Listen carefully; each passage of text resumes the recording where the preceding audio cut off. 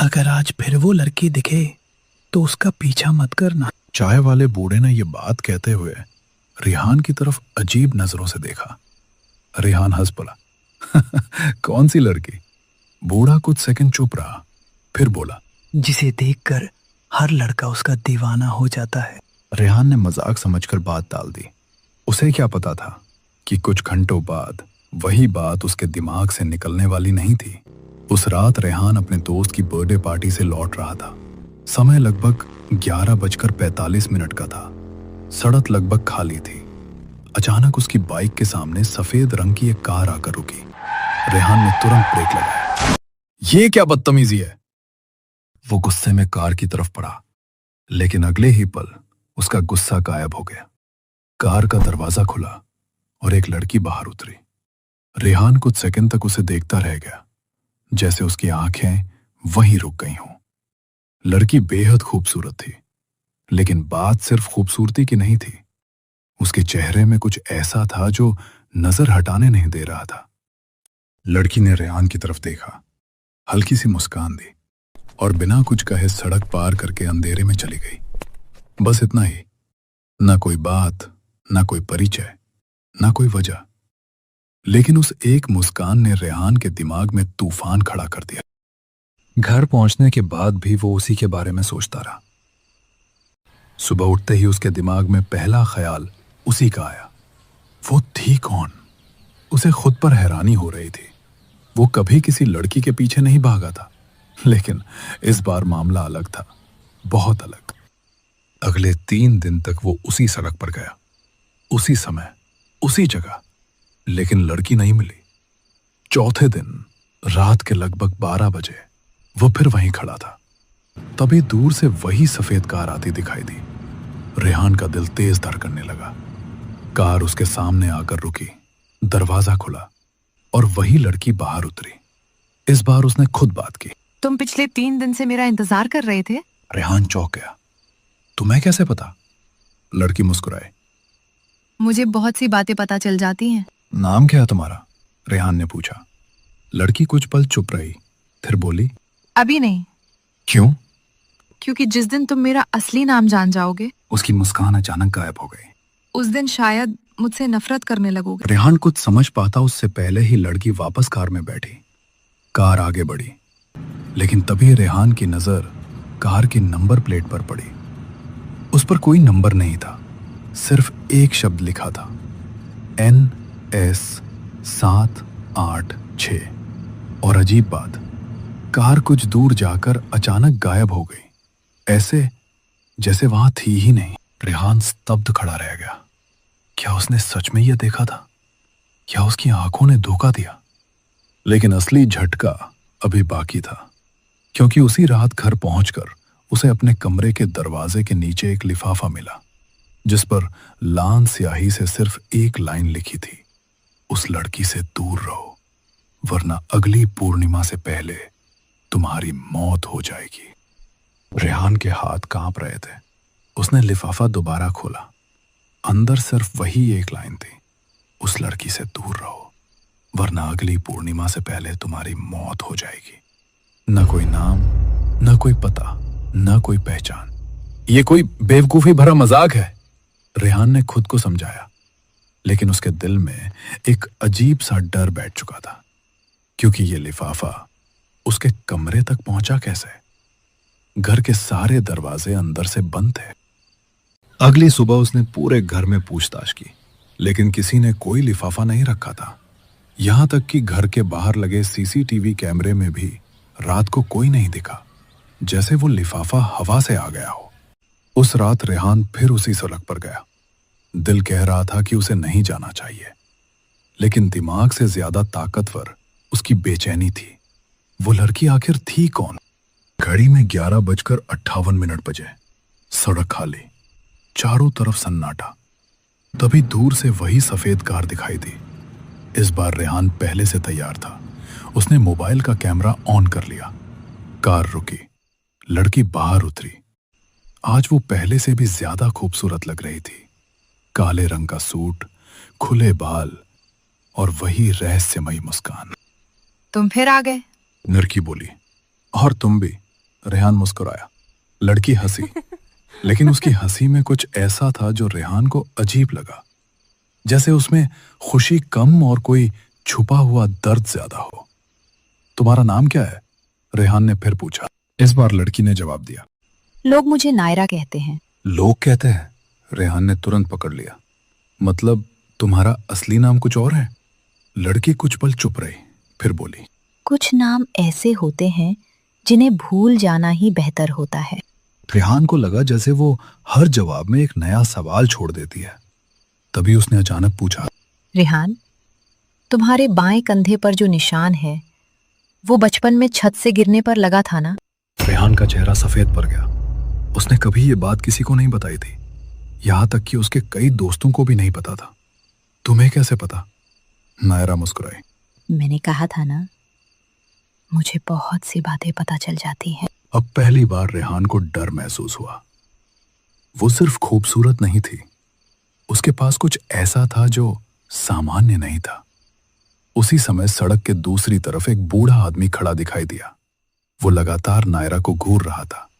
अचानक बूढ़े के चेहरे का रंग उड़ गया, उसकी आंखें डर से फैल गई और अगले ही पल वो मुड़ा और भाग गया, इतनी तेजी से जैसे उसने कोई भूत देख लिया हो।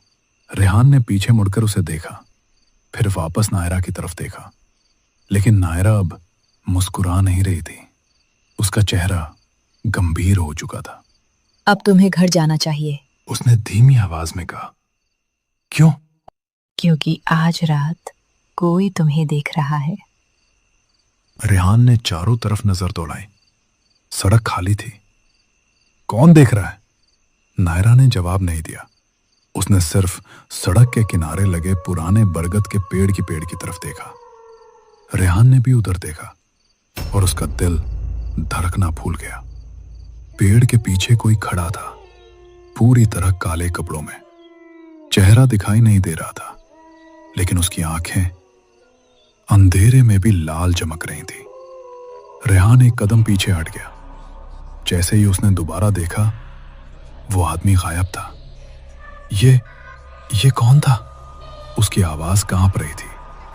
नायरा की आंखों में पहली बार डर दिखाई दिया। मुझे उम्मीद थी कि इन्हें तुम्हारे बारे में इतनी जल्दी पता नहीं चलेगा। इन्हें? कौन है ये लोग? नायरा ने कोई जवाब नहीं दिया। वो तेजी से कार की तरफ बढ़ी। जाने से पहले उसने रेहान की तरफ देखा और पहली बार उसकी आवाज कांपी। रेहान, अगर तुम जिंदा रहना चाहते हो तो अगली बार मुझसे मिलने मत आना। कार आगे बढ़ गई, लेकिन इस बार रेहान ने एक ऐसी चीज देख ली जिसने उसकी पूरी रात की नींद उड़ा दी। कार के पीछे लगी खिड़की पर धूल जमी हुई थी और उस धूल पर किसी ने उंगली से लिखा था, वो इंसान नहीं है। उस रात रेहान सो नहीं पाया। बार बार उसकी आंखों के सामने वही शब्द आ रहे थे, वो इंसान नहीं है। किसने लिखा था? क्यों लिखा था? और सबसे बड़ी बात, क्या सच में नायरा कोई साधारण लड़की नहीं थी? सुबह होते ही रेहान ने फैसला कर लिया, अब वो सिर्फ उससे मिलने नहीं जाएगा, बल्कि उसके बारे में सब कुछ पता लगाएगा। सबसे पहले वो उसी सड़क पर बने पुराने चाय के ढाबे पर पहुंचा जहां बूढ़ा चाय वाला बैठता था। चाचा, एक बात पूछनी है। बूढ़े ने उसकी तरफ देखा, फिर गहरी सांस ली। तो फिर उसी लड़की के बारे में पूछने आया है ना? रेहान चौंक गया। आपको कैसे पता? बूढ़ा हल्का सा हंसा। जिसकी आंखों में उसका जादू उतर जाता है, उसके चेहरे से पता चल जाता है। रेहान का दिल धक से रह गया। आप जानते हैं उसे? कुछ पल चुप्पी रही, फिर बूढ़ा धीरे से बोला। जानता नहीं, लेकिन उसके बारे में सुना बहुत है। क्या सुना है? कि वो हर कुछ सालों बाद दिखाई देती है। मतलब मेरे बाप ने भी उसे देखा था। रेहान की आंखें फैल रही। क्या? और मेरे दादा ने भी। रेहान को लगा बूढ़ा मजाक कर रहा है।